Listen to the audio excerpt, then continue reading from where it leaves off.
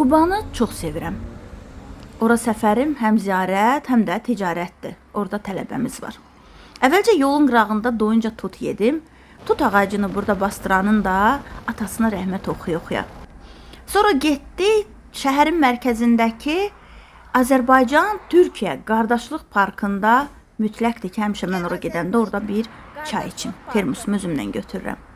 Həmin parkda çay içdim.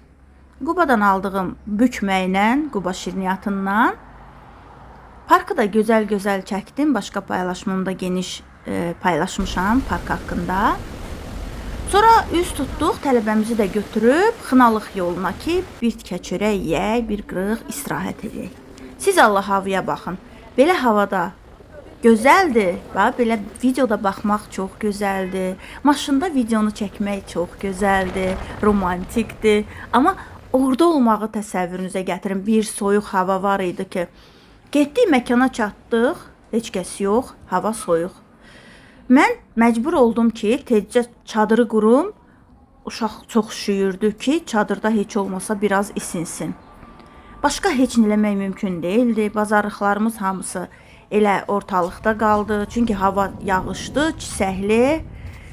Yenə heç olmasa gözəl çadırımı qurdum. Gözəl çadırın içində bir qismət çörək yedik.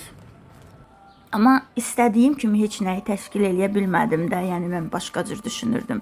Kababı, nə bilim, çayı. Sizə bu çadırda, bu döşək haqqında deyim, Temudan almışdım. Bunu çox baha almışdım. Əslində 60 manat almışdım. Və heç sevmədim. Çox bərk idi. Heç sevmədim və bir sirr açım ki, geri qaytardım işlədəndən sonra. Gözəl Quba. Bu Quba niyə mən gələndə belə dumana bürünür?